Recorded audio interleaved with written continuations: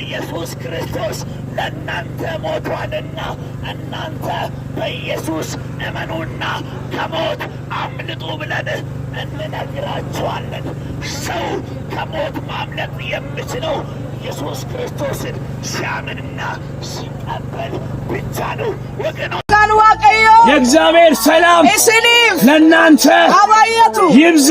መጽሐፍኒ ቁልቁሉ የእግዚአብሔር ቃል ወንጌል ዮሐንስ ወንጌል ምዕራፍ 3 ለኮሰ ኩነ ጃረቲ ቁጥር 16 ላይ እንዲህ ብሎ ይናገራል።